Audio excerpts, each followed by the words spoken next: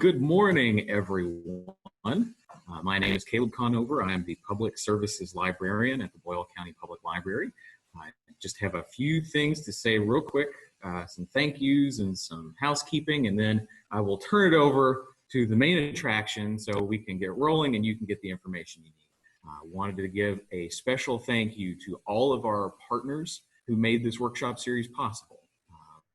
The Chamber of Commerce, to CentreWorks, to the Economic Development Partnership, Main Street Parable, Heart of Danville, and also thank you to Kathy Miles, who participated in our planning committee group and has brought in a new perspective, and hopefully we'll be able to kind of adapt this series also for nonprofits. We're gonna kind of test things out, see how they go, and see if we can even broaden these presentations out for a larger audience. And special thank you again today as well to CentreWorks for making the Zoom platform available to us. We wouldn't have been able to host this online without you, so we really do appreciate it and this opportunity. I think this is our first official partnership with you and collaboration on this, so we're excited to get that rolling and excited to see how things go as you all continue opening. This presentation will be presented by Graham and Emma Jackson with the Idea Farm. We appreciate them for being here to do that, and also to Jeff at the Chamber of Commerce for recommending them as presenters. This will be about a 45-minute to an hour presentation followed by a Q&A session. As we go through, if you have questions, feel free to put them in the chat. We'll try to get to those once we get to the Q&A session, or I'll leave it up to Emma and Graham if they want to take questions as they are presenting. But otherwise, thank you all for being here. We appreciate you. Thank you to all of our partners. And Emma and Graham, take it away. Awesome. I think that it's best, we have a lot of content to get through and it's really good. So if you have questions as you have them, you can just type them in the chat box. And then as the time for Q&A comes around, we'll be able to read those.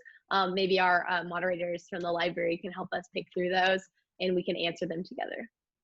All right, everyone, welcome. And thank you so much for participating in this, and we hope that you're able to find some really useful information. It's a combination of our expertise, our knowledge, what we've learned along the way, plus some amazing resources from Google. So theoretically, in this first webinar section, it should tell you everything you need to know about building an online business. So we're going to be talking about the basics. Learn what you need to do to build your business online. And then we're going to discuss how search engines actually work, learning how your business can be found online, because that is so essential today. And then we're going to talk about what Google My Business is and how you can use it to increase your visibility online. And finally, we're going to talk about how we can reach customers with online advertising using Google and other websites.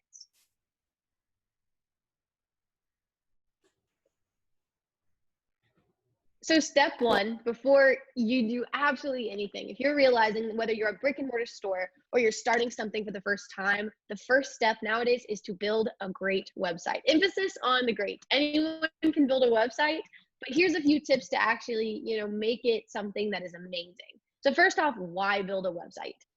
Believe it or not, there are still a lot of people that are not completely sold on needing a website, thinking that Facebook is all they need, or just having a brick and mortar store. Well, the last 4 months have surely showed us that online is a necessity. And you don't know what can happen, and people need, and you need to be able to provide your services to adapt, to pivot. And the reality is e-commerce is the future. Selling and buying online is where the future is. And there are a few things when you're building a website that you absolutely need to keep in mind. Every website needs to be mobile friendly, SEO optimized, which we'll talk about later, and easy to navigate.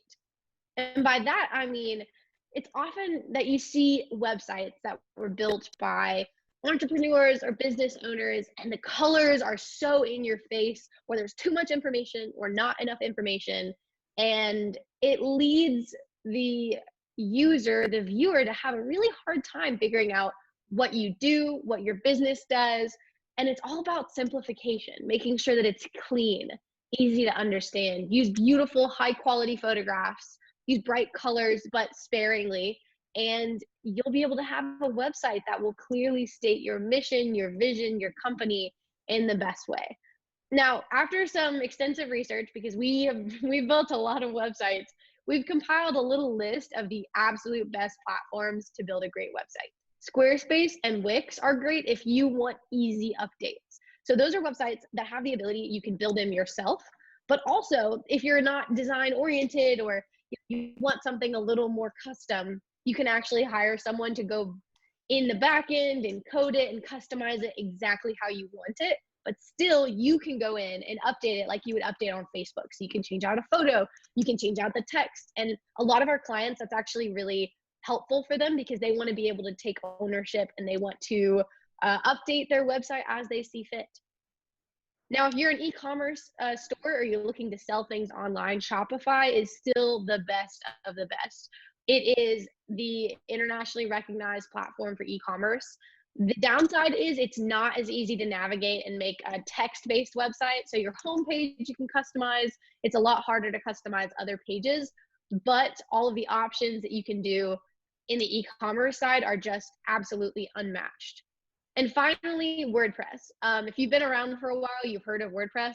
I think there are a lot of misconceptions with WordPress. It is essentially the best for custom code, actively managed websites. We get a lot of people that come to us that had their website built 5 years ago and it was custom coded and it's great, you know, but no one has been actively managing it. And WordPress runs on widgets, which are basically little applications in your website. And if those widgets are not updated regularly, it can cause your website to crash completely or for main functions to completely cease. And so it can be an amazing tool, but you really do need to have someone actively managing that. Whereas with Squarespace, Wix, and Shopify, that's not really the case. So what does mobile optimized mean? That's a buzzword. We hear about it a lot. I think that when people build their websites, they often forget to look at it in terms of how it will be viewed on a phone. And the reality is about 85% of traffic to websites comes through a mobile device. And so you have to make sure that your website looks just as good, if not better, on a mobile device as it does on a computer screen. And so that means making sure you choose photos that are not going to get cropped out in a strange way, making sure that text doesn't get cut off, and that it's really easy to read and navigate even on a mobile device.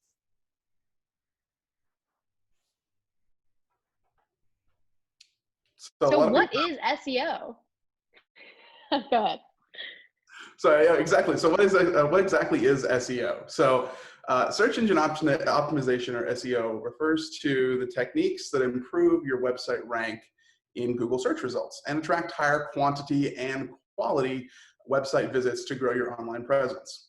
Now, why SEO is so important when it comes to managing a product or a website for your product or service or brand? Well, when consumers use search engines, they are typically looking for a specific product, a service, or a solution. And sometimes they want to be entertained or educated or reassured. Regardless, they have a specific need or want that your website may be able to fulfill, and ranking in search results for particular keywords, topics, and phrases can help you connect with your ideal customer. So here are a few tips that can help with building your website that can optimize time, especially for people viewing your site on mobile devices. A slow site will encourage visitors to navigate away from it. How often have you tried to load a web page to look for something and it took 5 seconds to load, so you decided to go somewhere else? Original content is extremely useful. It's information that is rich with detail, that's clear, that's accurate, that answers the questions that your consumers have. For links, use text links when possible. If you are putting images on your website, almost every website platform like Squarespace or Shopify allows you to add what are called alt images or alt tags, which is basically just a text description of the photo that you're putting on your website. This stuff is stuff that you might not be able to see when you look at the site, but when Google looks at it, it knows what that photo is, or it knows what the paragraph is about, giving you more context for those search results. Adding internal links, so links like inside of a paragraph to different portions of your website, Those help keep your audience engaged and looking for more additional content on your website. And then external links offer value and increase your reputation outside your website. Now, backlinks are kind of the same thing, but they go back to your site. So other websites, other resources, getting other places to link to your site allow you to have a higher search ranking over time. Now, pages and descriptions. That's a really important thing to talk about. Good page titles and descriptions ensure that the title elements and the alt attributes, a lot of these big words, are descriptive, specific, and accurate. Now, the information architecture, that refers to the organization of your information on your website. It not only helps your human visitors, but it helps Google interpret the content, including what's important and what's less important on your website. Last but not least, design your site for all browsers. Not everybody has an iPhone. Not everybody has an Android. We have Macs, we have PCs, we've got tablets of all sizes nowadays. You know, Google prioritizes websites that work across all devices and can reach any potential customer. So that's one of the really important things to note when you are designing your new website. So once you have a website up and ready to go, the next step is really to amp up your social media. Chances are you'll start your social media first thing, even before you get a website underway. But once your website is published, it's time to take a closer look at social media, because it can be an incredible tool for promoting your business. First and foremost, it's really important to understand that content is king. This means that it is totally okay and in fact encouraged to post often and on multiple platforms. If you're worried about your audience, your customers seeing too much of your content and getting content fatigue, you shouldn't worry, because the Instagram algorithm, for example, it will only show me posts that I want to see. So if I am really engaging with your brand, I'm going to see all of the 5 photos you posted today of all of the cute clothing that I want to buy. If I'm kind of engaged, but not that much, I may only see a few of them. Don't be afraid, as long as the content that you're posting is great, which means the second part is actually to be transparent. So when Instagram first started, and social media in general, there was this idea that you had to post perfect images. They had to be photoshopped, the light had to be just right. You know, people would spend hours just getting the right caption. That's not really the case anymore. Make sure the content is original, but be honest with your audience about who you are, where you're at, and that will resonate so much more.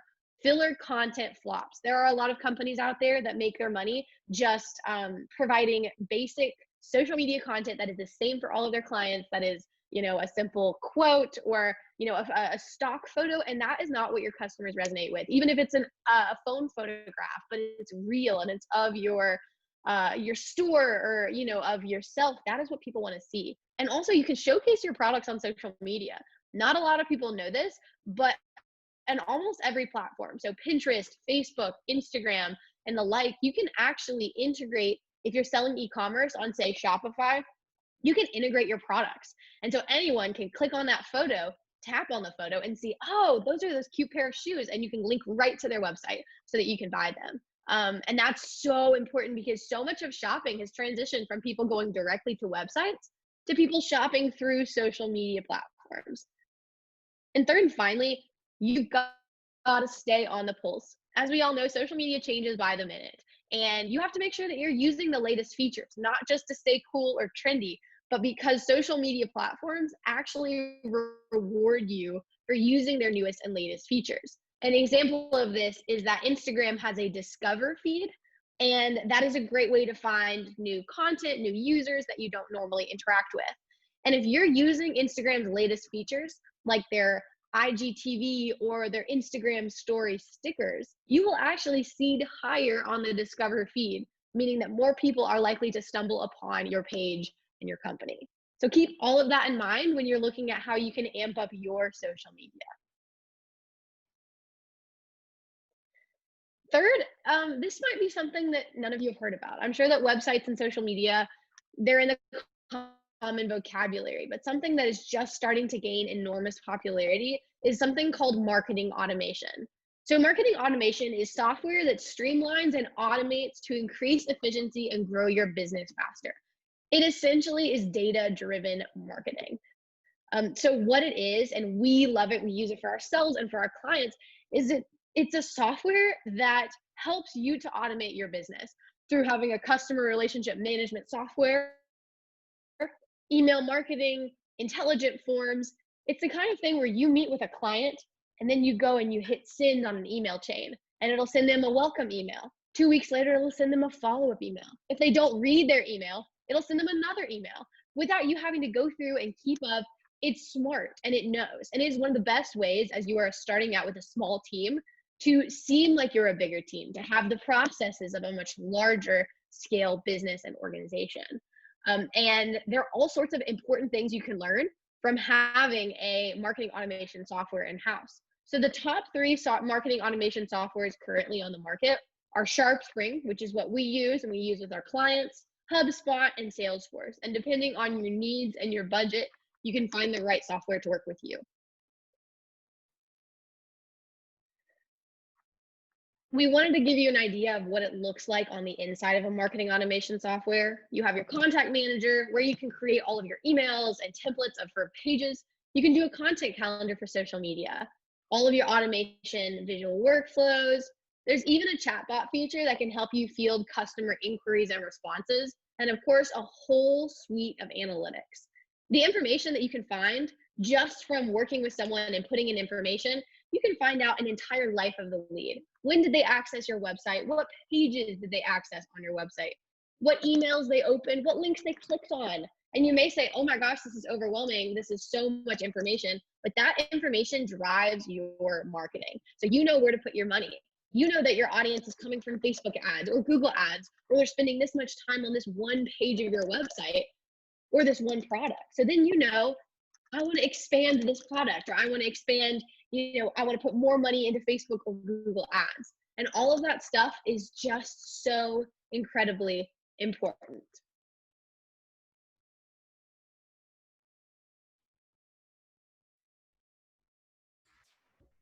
So how do search engines work anyway, right? Because that's kind of why we're here. It's all about Google. How many of you have started by researching products or businesses online before you went to the store to buy that thing? I'll bet that many, if not most of you, started online. That's most people these days, and it's for all types of purchases. And if you did some online shopping research, you might have started by reading customer reviews. Maybe you did some price shopping or compared shipping costs or even a warranty. The takeaway is that consumers often have a lot of info about products and services before they even contact a business or visit your shop or visit your store.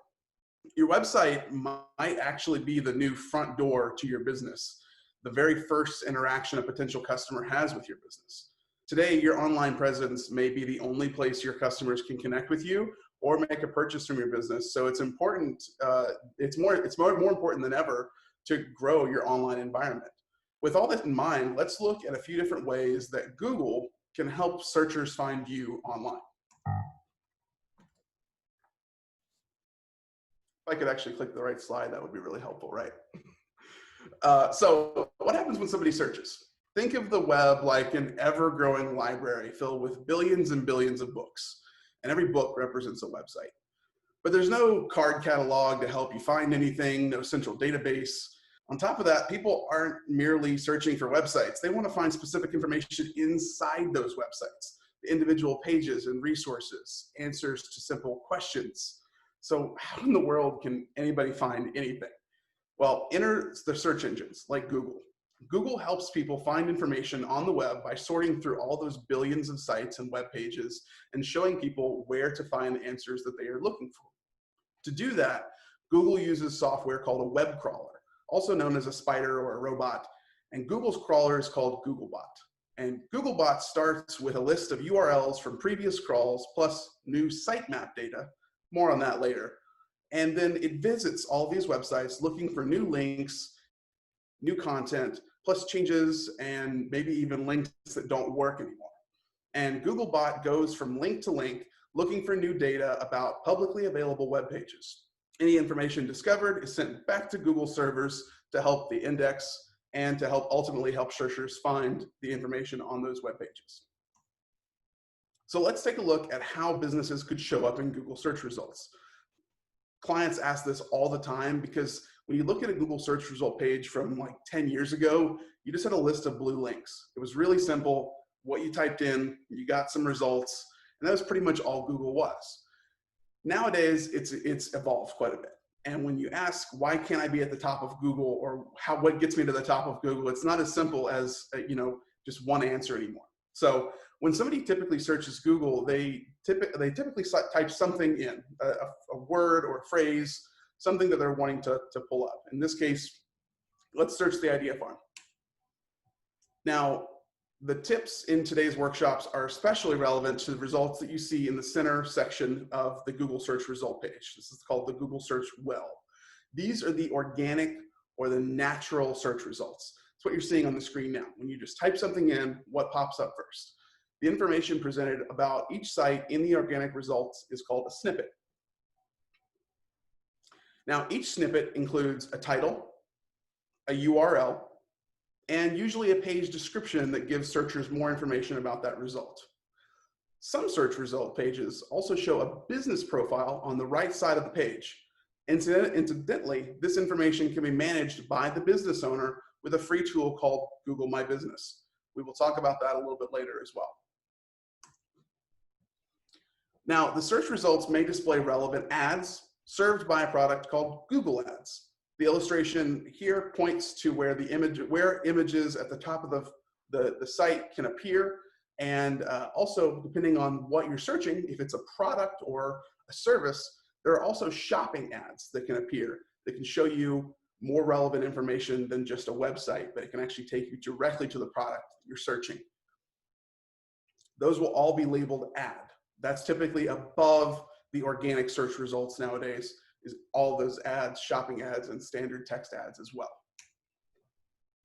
Now, at the bottom, I'll point out one last section on the search results page, and that is a cool feature where you can see other relevant searches that might help you refine your search if you're not finding what you're looking for. Nobody likes to go to the second or third or fourth page of Google. I can't remember the last time I did. And so if you ever get to the bottom of Google and you haven't found what you're looking for yet, you may not be asking the right question. And so these related searches can help you refine that a little bit. Now, how does your business show up in organic search results? The easiest way to find this out is to type the words and phrases that you would expect to surface your business right in Google search. If your website does show up, does the appropriate page display in those results? If not, what competitors show up and why? If not, sometimes, some simple searches can tell you a lot about what is and what isn't working on your website. You might need to update text or include some more information in those header and those alt image tags that could help you actually appear on those local search results. So try this activity today after today's class if you haven't done that before, and search not only your company name, but different things about your company, different genres, different keywords, and see how and where you appear in those local search results. Now, what are those words and phrases you would like your website to surface for Google search? For example, if you own a cafe that delivers in Brooklyn, you might want to show up if somebody Googles Brooklyn coffee delivery. If you don't yet have a website, what words and phrases would you like your website to show up for when you do create one? These are all things you have to think about when you're in the process of building your new website or having a marketing firm build a site for you. Think about or write these words down, and make sure to speak with whoever's building your site, or make sure that you use Squarespace, Shopify. Any of those have free chat and free support. They can help you integrate those keywords into the website in a place that's going to be found by Google and then ultimately all of your customers. So, Google My Business. Every single person in here has probably interacted with a Google My Business profile at some point. When you search for something on Google and you pick a local business, right here is what you normally see when you've searched for something and you're in the same area as that local business. It's a free tool that allows you to update your business information across Google Search and Google Maps. By creating and verifying your free business profile, you're able to edit the information that Google displays so your business is always up to date. Think about how frustrating it could be for a consumer if you were closed because of COVID, or you were closed because of weather, who knows? And they drive to your store because Google said you were open and you were closed.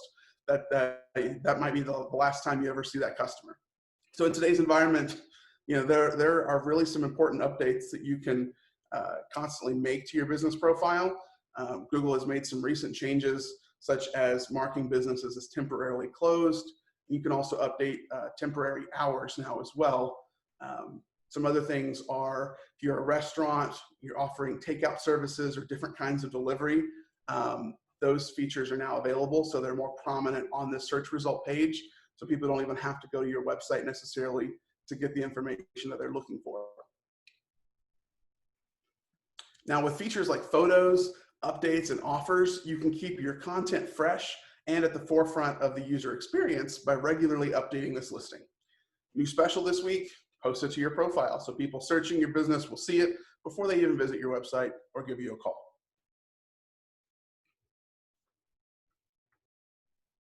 Now, I'm going to briefly go over a few different features here, a few different services, and then we're going to go in a little bit more in depth. But the Search Console is another tool that's offered by Google for free. It can help you monitor, maintain, and troubleshoot your site's presence in Google search results. It's a free web-based tool from Google to help you improve your site performance. You can also receive automated email alerts when the Google bot experiences a crawl error on your website. This could be something as simple as like, hey, that button is too small, or that text is too small to read, words are too close together. Little things like that that can detract the customer experience, Google will tell you automatically, so you don't even have to worry about that. Use Google Trends. So Google Trends is a popular tool to locate popular search terms. This is really useful when you're trying to build those keywords for your Google ads or the keywords that are going to help bring up your website. And that's another free tool, g.co/trends. You can simply just start typing words that relate to your business. It'll give you a whole bunch of really popular keywords, tell you how often that they're searched, and you can help integrate those into the text on your website. And then probably one of the most important is the speed of your website. So we mentioned how important that was earlier in the presentation, but you can actually test the site, test your site and the speed of your site for free by going to g.co/testmysite and then simply put in the domain. And you'll receive a free report on the aspects of your website that could be slowing it down. Now, the Google Search Console can help you to monitor, maintain, and troubleshoot your site's presence. Now, for the business owner, if you've got a marketing team, an advertising team, you're not going to be really using the Search Console yourself, but you should be aware of it, become familiar with the basics of optimizing your site for search engines, and know what features are available in Google Search. Now, for your SEO specialists or marketers, or people that are going to be doing this themselves, the Search Console will help you monitor your website traffic, optimize your ranking, and make informed decisions about the appearance of your site's search results. It'll help you determine things like where people leave your site. So if 50% of your traffic leaves after visiting the homepage, well, there's something that's probably not appealing to them on the homepage, and we might want to change that up a little bit so people dive deeper into your website. You can use you can also use this to help drive things like Google Ads and make just overall changes to your site. Now, Google Trends. Let's take a look at an example of a yoga studio.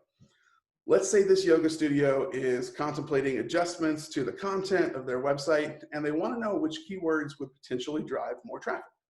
Using the tool that we just discussed, Google Trends, this yoga studio can compare the keywords that they would like to have their website surface and determine which of these keywords is best for their particular area.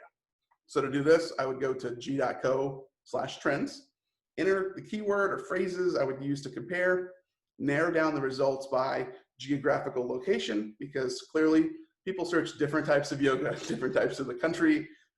If you search for this in California, it's going to be quite different than here in Kentucky. So you want to make sure you pick your right geographic area for your business. You can narrow down the search results even further by date range, because trends and hashtags and keywords, all that stuff changes constantly. So what worked a month ago may not be working now. So you can adjust that date range, see what's been trending here recently, and then view all those results. You can also see related queries to get ideas for new terms that you might not have even thought of. So later, what I would encourage you to do is to visit this site. Now, there's a lot of links in this presentation. We're going to send out this entire presentation afterwards with all of these links so that you can go through all these resources yourself. But Google tries to keep these links really short for easy writing. g.co/trends. I encourage you to do this yourself and just try it out with your own business. Now, content is extremely important. Making sure that your site loads quickly. That's, I mean, the #1 most important thing. Load time, the speed that your pages appear, can determine whether or not somebody stays on your site and shops with your company or just completely moves on. So optimizing for load time matters. Conversions can fall by up to 20% every second that your website takes to load. So we have the memory of a goldfish these days. It's just like we gotta get it or we gotta move on. And so quick loading websites are incredibly important. You can test the speed of your website by using Google's free tool, g.co/testmysite. This test score measures mobile speed, or how long it takes the site to load on a mobile phone. And keep in mind that it's not just the strength of the web connection that determines the mobile speed, but also the elements on the web pages. If you've got really, really high resolution photos on your site, they may look gorgeous, but if you have too many of them, the website's going to take too long to load. So you want to make sure that everything is web optimized, that if you have videos, that they are hosted on a platform, that it's going to be able to load that video instantly when called upon. And after evaluating your site, the test generates a report with a list of specific suggestions that you can use to optimize your site even further.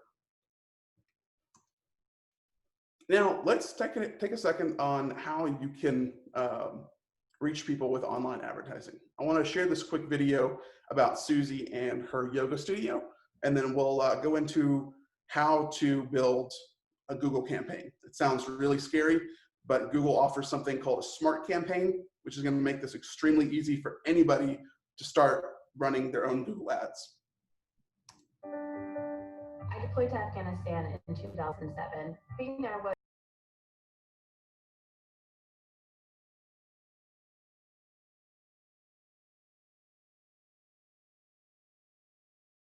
with the military community.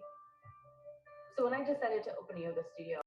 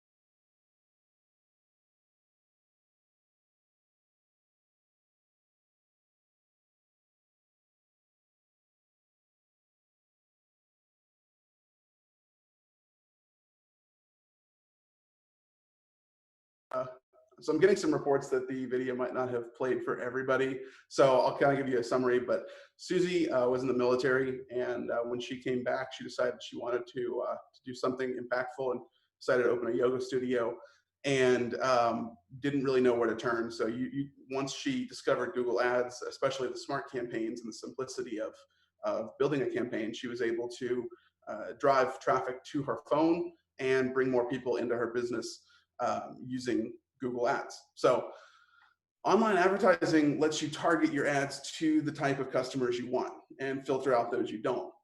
Previously, a decade ago, when we were using newspaper and TV and all these other methods more prominently than we are now, you really can't target your people extremely well. You can really just throw out an ad and it hits everybody, and those that don't matter or not interested, you've still spent that money.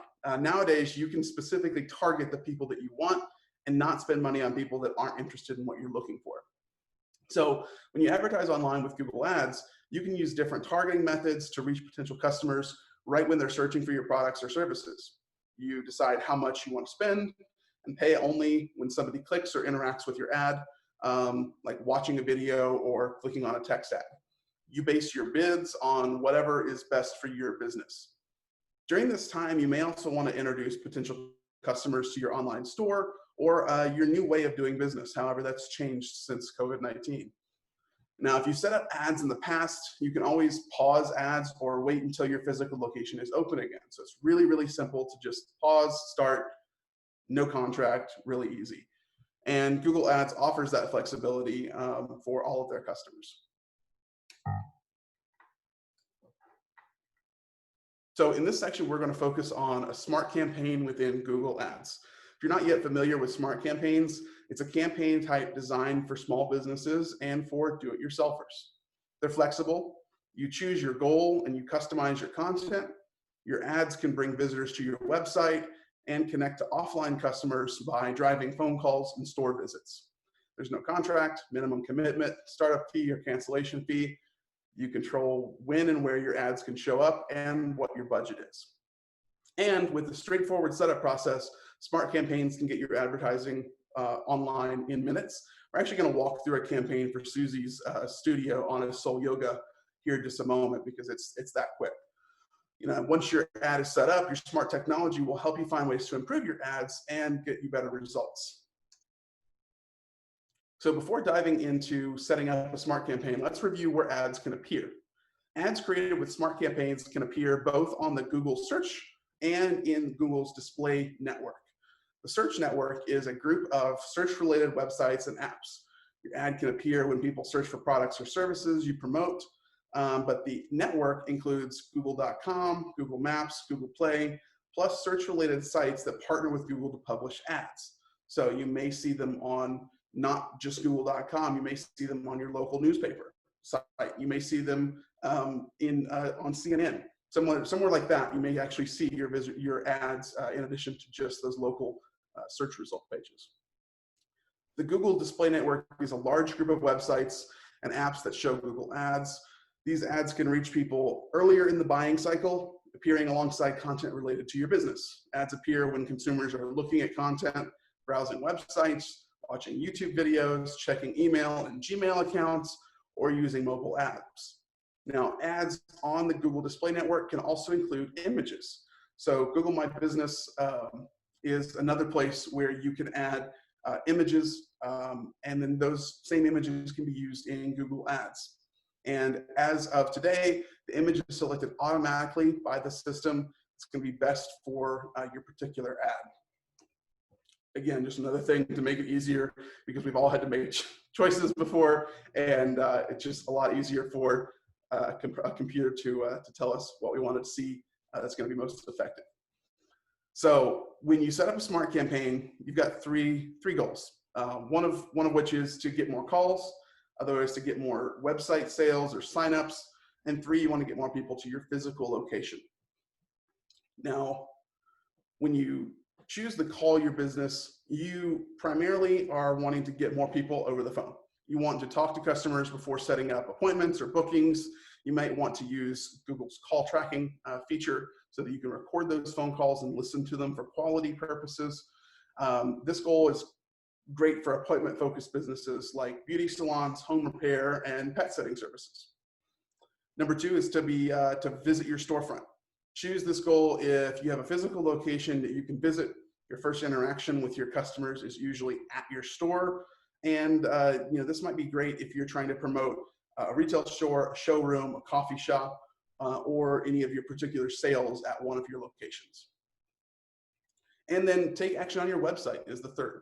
Choose this goal if your most of your business is conducted already online. You want customers to complete a trackable action on your website. So a lot of websites using marketing automation, things like that, we can actually see when and where you came from, what you clicked on, what you didn't click on, what pages you went to, all that information. And so if we are using online or marketing automation, action to your website is probably the most effective way of tracking that information. In this case, Honest Soul Yoga wants to drive more foot traffic to their boutique, so they would select goal number 2, to visit your storefront. It's important to note that you can only select one goal per ad. However, if you have more than one goal in mind, you can create multiple smart campaigns. Next, you'll be asked to enter your business name and your business website address. Now, Honest Soul Yoga can proceed to the next step in setting up their smart campaign. Susie needs to specify where she wants her ads to appear geographically. When you create an ad, you will see a couple of options for choosing where an ad can appear. The first option is that you can specify a radius around the business. The second option, you can identify cities, regions, or countries as shown in this example. You will see the selected areas as highlighted in color. As you adjust your geographic range, look in the top corner to see the estimated audience size. It tells you how many people search Google within your selected area. Which option should you choose? Well, it depends on your business. If you're advertising for a business with local clientele, you might want to choose a radius. But if you're advertising for a business that sells products and services beyond a local area, like online or nationwide, you might want to decide to expand that audience much further. Choose the audience that makes the most sense for your business goals, and you'll pretty much be set. If Honest Soul Yoga's goal is to drive a shopping rush to their boutique, they might want to target ads in a radius. So they can experiment with the distance, starting with what they know, for example, about their customers. They might look at their customer database, if they have one, and determine that most clients live within a 35-mile radius of their studio. So that information can help them set that effective radius. Susie can always go in and change this anytime she wants. In fact, she probably will want to expand it as new locations open and she grows her studio business. The next step is choosing a business category and the products and services you want to advertise. This helps the system understand the customers you want to reach. For those familiar with online advertising, here's one notable difference with a smart campaign. You will not create a list of keywords. Instead, the system automatically generates your search phrases that can help you determine when and where your ad should appear. I'll talk a little bit more about this later. Honest Soul Yoga wants to promote the yoga mat package and try to get people in to try an actual class. So they will look for their most appropriate options. The system may offer some suggestions. Only select the items that make sense for this promotion. So in this case, we're choosing yoga studio and Bikram yoga and a third word that I can't pronounce. So we're just gonna pretend I said it perfectly. Vinyasa, I got you, and it's Bikram. There you go. See, there we go. Honest Soul Yoga Smart Campaign is coming right along. We've selected some search phrases, and Susie chose a goal, a geographic area, and described what she's advertising. Now it's time to create the ad. A text ad on Google typically contains 2 headlines, 1 description line, and a display URL, which is the web address that appears below the ad. It's most important to focus on showcasing the most relevant, compelling information in your ad. As you can see, 30 characters max for your headlines, 90 characters for your descriptions, and then 1 URL. Now, Honest Soul Yoga is asked to add images to their ad after they've completed that previous step. And then this is optional, but adding images can help grab attention of potential customers. You're allowed to add up to 3 images. Now those won't appear directly on google.com, but in that content display network we were talking about earlier, that's where these ads will appear. Google will kind of cycle through these images based on what performs the best. So again, you don't have to sit here and monitor metrics. Google's going to do that for you. Once you've uploaded your images, you can view how your ad will look in all these different formats. This is a cool feature of Smart Campaigns because after you upload your images, our smart technology will create a series of responsive ads for your campaign to test, helping you get better results.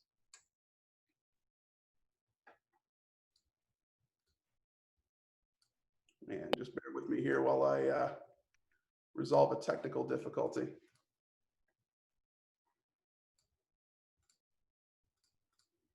So yeah, Google Ads, they seem really intimidating, and a lot of people say there's absolutely no way that I can do this. I have to hire someone, I have to spend a lot of money, and you can do it yourself. Now, if you're really expanding and want to go beyond what you can do yourself with the smart campaigns, Google has so many features, and that is where, you know, hiring a Google Ads expert is actually, you know, the best for you, but there are a lot of options that you can do yourself. Absolutely. To pick up where we left off there, the next page is to set your budget. So that is kind of one of those big questions, and that's how much do I spend? Well, the good news is you don't have to decide that right off the bat. You can start with a small budget as low as $30 or $50 and grow from there. So with smart campaigns, you have the ability to set and fine tune your budget at any point in time. You can set a budget that it starts out as a monthly budget, and it'll break it down on an average per day. The cost will vary per click, but you won't pay more than your monthly budget. So if you set a $50 a day average for your ads, and your clicks are costing $10 each, no more than 5 people will click on that ad every day before it gets shut off and it's no longer visible. So you're never going to overspend. Some days you may spend a little bit more, some days you may spend less, but overall you're always going to hit that maximum monthly budget that you set. You can simply drag the slider to select your monthly budget.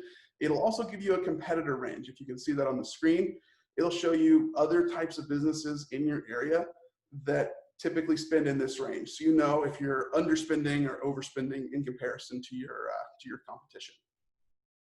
You can also review your ad spend and make budgets adjustments in your account at any time, like I mentioned. And after setting up your budget, the final step will be to set up billing if this is the first time you've set up your Google Ad account. Now that you know how to set up a smart campaign in Google Ads, let's look at some of the best practices for optimizing this ad.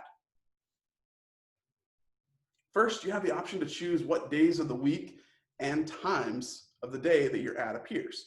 So this would be especially useful if your ad is to drive phone calls, but you don't want to work 24 hours a day or answer the call after hours. So to set this up, all you do is look for ad scheduling in your Google Ads console. The default is anytime your ad is going to run 24/7. Custom hours let you choose the specific days of the week and the hours of the day that your ad will appear on Google. Now, earlier I mentioned that search phrases are generated based on the business's category and the products and services you specify. Now, you can't manually add phrases to smart campaigns. That's more for the custom Google Ads side of things, but you can deactivate a search phrase that's not a good fit for your business. You can see how that's done on this screenshot by toggling the status of a search phrase on or off. You can always reactivate a keyword later if you wish. For example, if your classes are tailored to more advanced yogis, you may want to deactivate yoga for beginners, since those searchers typically won't be your ideal audience. You can use Google Analytics to better understand the keywords that result in the most conversions for your business and not just clicks. You can always deactivate the search phrases that result in the least number of sales, clicks to your online store, or visits to your physical location. You have 2 keywords side by side. They both cost the same. One seems to bring people into the store. It's pretty much a no-brainer. Let's turn the other one off. Graham, really quickly, because I think it's perfect timing, we got a question from Kelly Lassiter. If there is a typical cost per click or a range for Google Ads. And Kelly, that's a great question, and it really completely depends on your industry and the keyword.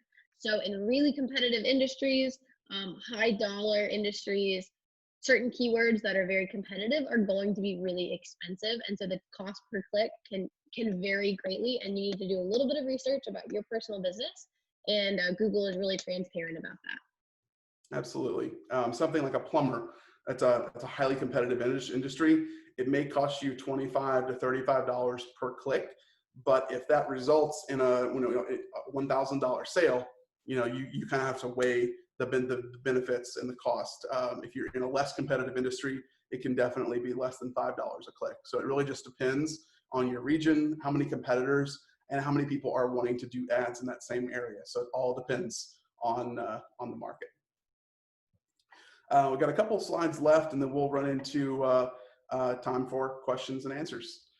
Now that we've wrapped up, the Smart Campaign, there are 2 additional campaign types that can help your business connect with customers in the moment when they're searching for relevant products or services. The first is a shopping campaign. We've probably all seen these at the top. When you've Googled a refrigerator, for instance, and a whole bunch of search results pop up. But at the very top, you've got pictures of different types of refrigerators and all these different websites where you can find one. If you sell products online or offline, this is probably one of the best campaigns you can run.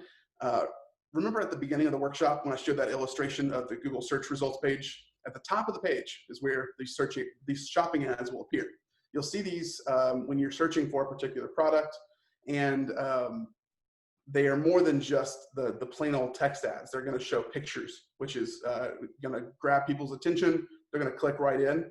And rather than going to a particular page of the site, like a product search result page on your site, this is going to take them exactly to that product, directly to the page that they're looking for, helping reduce that overall friction. Now, you can create these for things that are online, but you can also create them for offline. So even if you don't have a website, you can, if you sell that fridge in your local hardware store or appliance store, then you can actually direct people to your physical location to check it out in person. When shopping ads use product data, not keywords, to decide when and where to show your ads. So primarily about what type of thing you're searching for rather than those particular keywords that you'd set up for Google Ads. Shopping campaigns can help increase sales conversions, generate leads, and increase overall website traffic as well. And the last campaign type we'll cover today is video campaigns. Now, this campaign type lets you show video ads on websites like YouTube or across the Google Display Network. Showing video ads may seem pretty sophisticated, but the setup is straightforward. You can use videos from your own YouTube account, and like any other campaign types, you can see ad performance and tweak targeting. Video ads help to accomplish goals related to sales, generating leads, increasing website traffic, building brand awareness, and increasing brand consideration. There are 5 available video formats, and I'll break them down really quickly here. So in-stream ads, they run before, during, or after videos on YouTube, the display network, games, and apps. Ads may also run on YouTube videos embedded on other websites. After 5 seconds, the viewer can skip the ad. Video discovery ads appear on YouTube only. They're seen in places where people can discover content. Outstream ads show on partner sites. These ads are available on mobile devices and tablets only. Non-skippable in-stream ads are more expensive. They're 15 seconds or less, and the viewers can't skip the ad. So when you see those every once in a while pop up on YouTube, that's a full-length 15-second ad that costs a little bit more, but it makes sure that your entire message gets seen rather than being skipped in the first 5 seconds. And number 5 is bumper ads. A lot of these are now really popular on YouTube and other places. Those are designed to increase brand awareness. Bumper ads are just 6 seconds or less, and viewers can't skip those, but it's just really quick, get you in and out, and you have to really attract people's attention in just 6 seconds. Now, if you're ready to create a video ad but need help creating video content, youtube.com/ads is the place to go. Here you'll find more information to help you build a YouTube business channel, create engaging videos, and choose the right video campaign type. Pretty simple and straightforward. So now let's talk about how to update your customers with any new critical business information like what you learned today. So there are so many resources that are actually in this PowerPoint. And we're going to make sure we send this out to you all. That way we don't have to go through every single individual one. I think that, Graham, you should go over the next steps, and then we can go on through, and then we can have time to answer questions. Yeah, absolutely. So the next steps for us today, go home. Well, you're already at home. You're using a Zoom meeting. So check your business online. Just use some of these free resources that we talked about in today's presentation to see what your business looks like online. Register for the free Google My Business profile if you haven't already for your business. Use the Search Console to check out your existing site. Use trends to start looking for those keywords and see what people are searching for in your line of business. And then Google Ads. If you haven't already dived into that world, give it a try. Literally anybody can do it. It's just a matter of starting. That's really all you have to do. All right. So I feel like now, yeah, you're going to go through all these resources. But now is a great time. If you all have any questions, you can write them in the chat and we can discuss them, or you can unmute and ask a question as well. We know this is a lot of information to process, which is totally understandable, but hopefully it was helpful.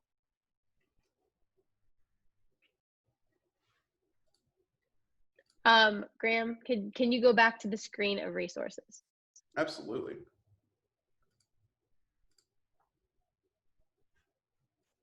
That seems like a good page to end on here. We'll just leave it on this page. Mm-hmm.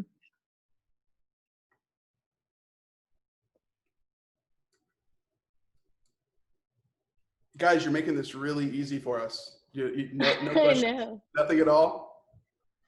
I have a question. Absolutely. Awesome. So thank you guys for the presentation. My question relates to, so throughout the whole presentation, you said frequently that it's pretty straightforward, like people can do it on their own. I was wondering what the idea farm does extra than what you've shown us, or do we just need this to be successful? So smart campaigns are fantastic for people that can't afford to do it themselves, they can't afford to hire an agency to do it themselves or to do it for them.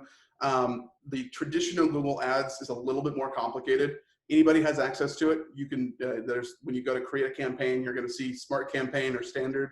When you go to that standard campaign, there's a lot more that goes into it that's less automated. So what you need to learn is keywords, how to search for new keywords, how to continue to monitor all of that. And that's one of the benefits of the smart campaign, is that Google is constantly doing that for you. So if you can't afford to have somebody really improve or provide effective custom Google ads, then the smart campaign is a great place to start. You can typically expect to see higher conversion rates and better success with a custom Google Ads campaign that's tailored specifically to your business, rather than more of a broad general with a smart campaign. But overall, they're still incredibly effective. Yep, and we have an awesome team that we use for our digital ads. And I mean, these people have like 6+ years of experience. So in terms of Google Ads traditionally versus smart campaigns, it just takes a lot of time to learn. And also we perform daily A/B testing. So what we'll do is we'll have like 2 versions or 3 versions of the same ad, changing up the words ever so slightly. And constantly we are reworking and reshaping those ads to make sure that every dollar spent is spent the most effectively and that we're converting as many people as possible. So I hope that gives you some insight. It does. And a follow-up question. So outside of Google Ads, do you guys do work with Facebook advertising or Instagram? And I've seen like opportunities to advertise on Snapchat and other social media platforms. Yes, absolutely. We do advertise across all platforms, all social media channels. Probably the newest one for us is TikTok. We're just starting to do those as TikTok is opening up their advertising platform. But primarily, if you're a new business and you're trying to just start at one place, Google is the place to go. But yes, as a company, we advertise on all platforms. Because different platforms perform well for different types of businesses. So if you are a millennial or Gen Z business, e-commerce, Instagram is an amazing place to go, because you can integrate direct ads into the feed, so it doesn't really look like an ad. It really just depends who your target audience is, and we can actually, we regularly consult with people to help them determine Google is best, but you could actually really benefit from YouTube ads or Snapchat, or all of these different things, sorting through them. Thank you. You're welcome. And Graham, we got a question in chat from Diane asking if the Idea Farm has any ongoing workshops, and do we help with social media? So we do social media strategy and management, though we're moving away from management and we're focusing more on strategy, because original content just does so much better. We find that it's so much better to equip business owners with the ability to do that really high functioning and engaging social media content themselves or with their employees. And the workshops we have ongoing are this currently. We'll be actually here every step of the way. And then we are planning to release some courses including on social media management, on our website later this year. So stay tuned. And also, it's totally fine that you're a boomer and that social media platforms baffle you. I'm young and I'm still like, new stuff constantly happens all the time. So it really takes effort to like dive in and to learn. So don't worry.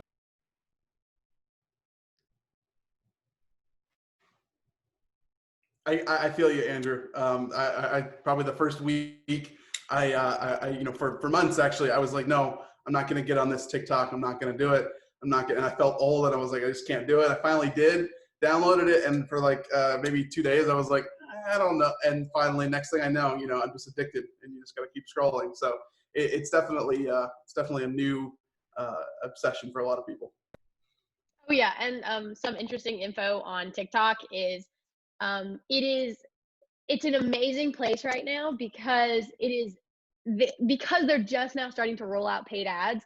Organic content is king. In other words, you can release a video, you can have no followers, and you can get millions of views overnight. It's ridiculous. It happens all the time. So it's a really great opportunity now to take advantage of a platform that's still in its infancy in the US and to reach a broad number of people without having to pay. Instagram has become much more pay to play, which means it's a lot harder to get people to see your content if you don't pay for it. So that's why we really like TikTok. Diane, can you explain what you mean by making live shows to video?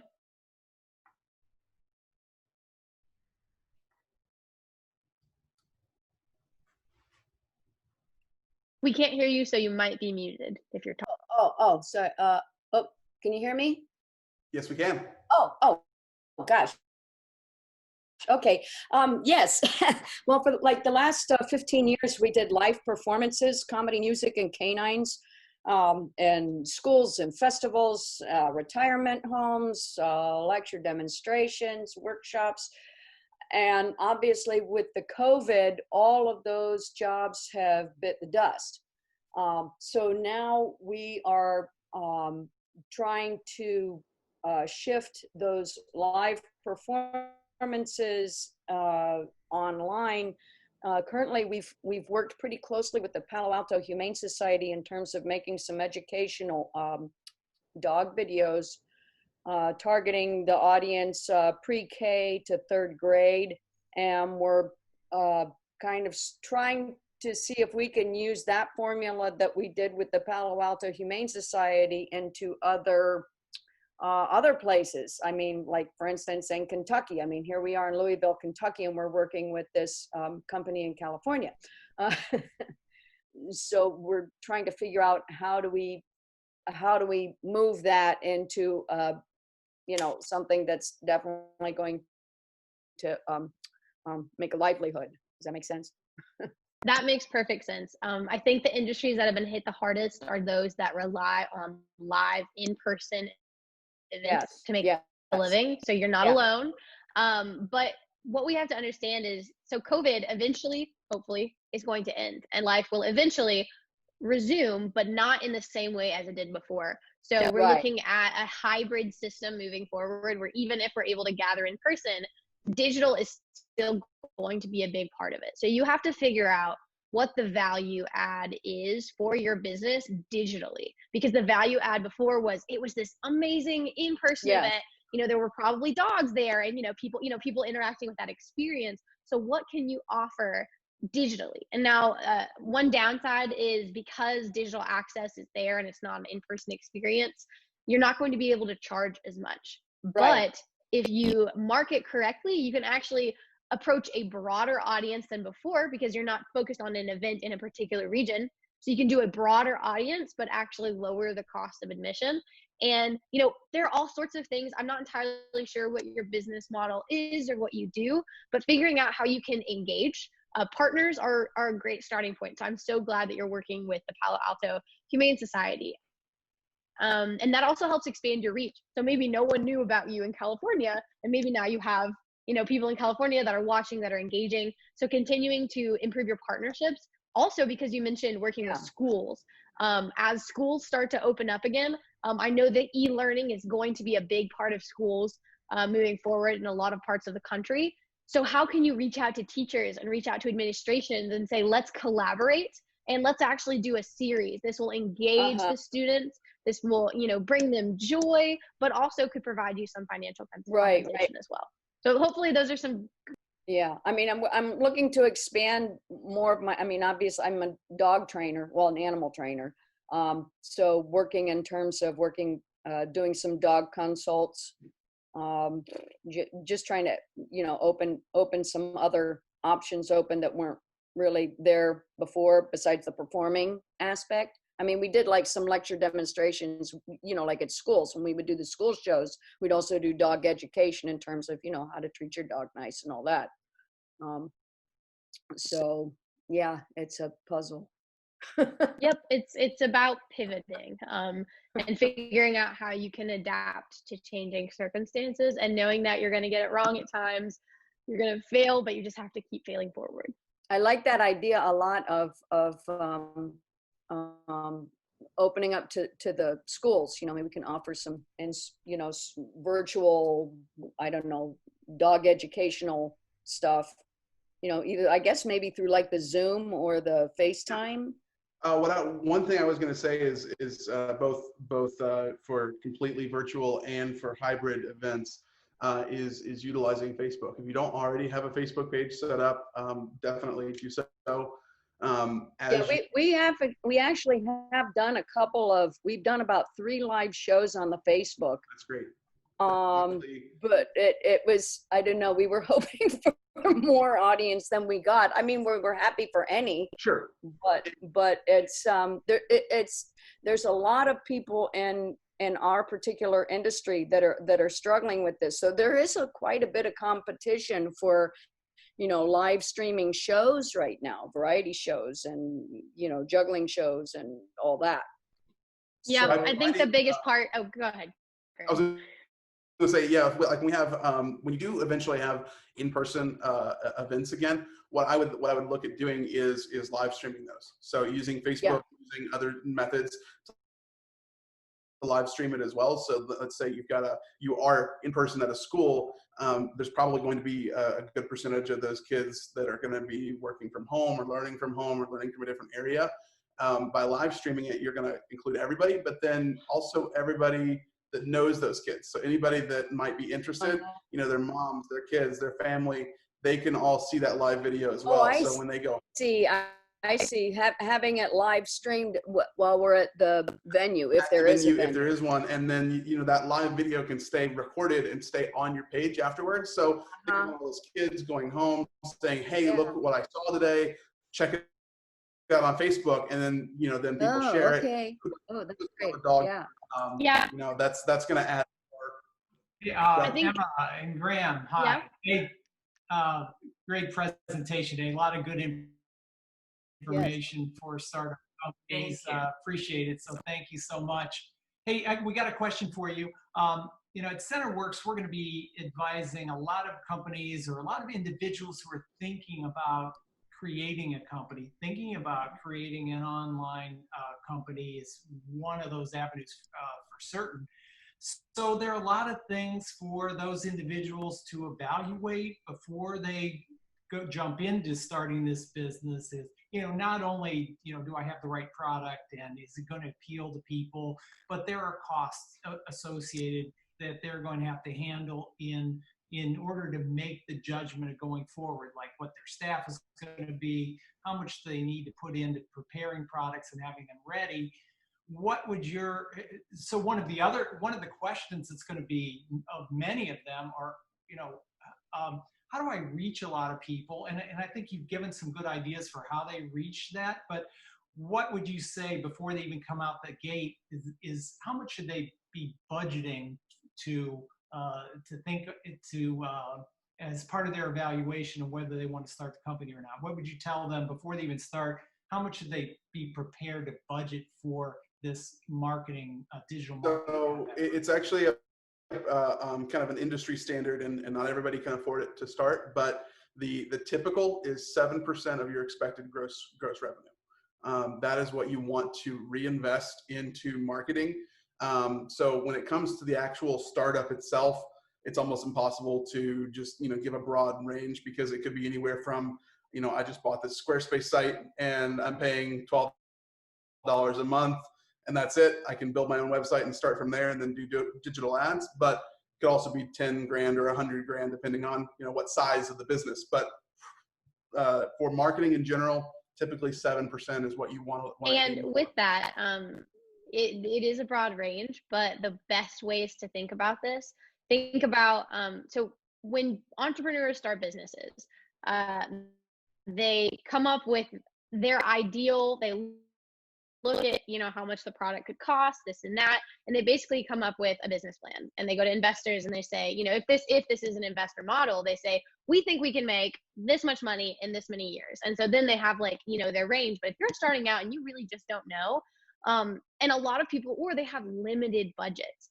then the cost doesn't just become about money, it becomes about your time. Because if you don't have a lot of money, the cost that you can put into your business is actually your time. So instead of paying someone to design your website to start, I would say the absolute thing that you should 100% do is find a website platform and pay for that. So, Squarespace might be, it's like $144 a year. Do it. It is so worth it if you can design the website yourself. So, little costs like that. So having a website, but then the rest, setting up your social media. And if you can't afford to do digital ads right off the bat, you can build a really effective grassroots campaign with proper planning. So what it is you're trading off your time versus your money. So if you do not have a lot of money right now and you don't have investors or people that are willing to help you get started, then you figure out, okay, let's start out with a grassroots campaign. Let's reach out to influencers. Let's reach out to my network to promote the product, to get started to a point where I have money to reinvest in my business. But I think it is so hard for new businesses. It's so scary in the first 3 years to take the money that you've made and you worked so hard for it and put it back in the business. But the difference between businesses that succeed and succeed so well, it's because they invested in their business and they invested in the. Thank you. Great, thorough answer. Thank you. Appreciate it. Thanks. Awesome. Are there any other questions before we head off for the day?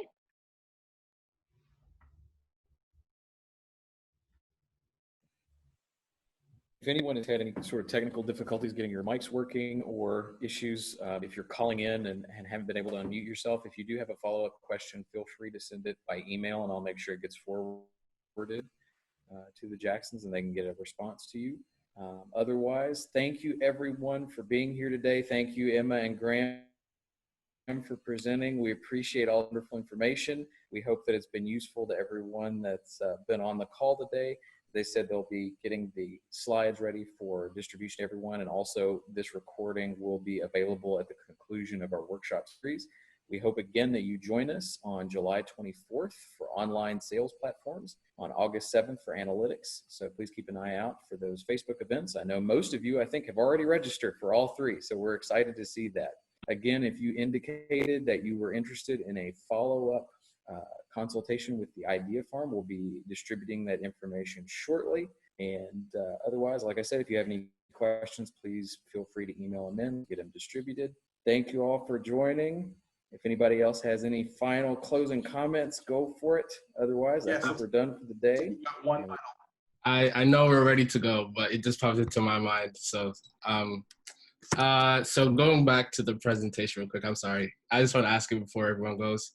From Anthony's question, it gave me the idea of, so before you get to the point of having the store and having terms optimized and things to put in ad campaigns, what are some ways that you could figure out key terms for your business before you go to Google and go online, just through like person-to-person surveys, the kind of questions to ask to get a better idea to what to put into the campaign eventually when it comes. So and I'll take it back here real quick to that particular resource slide.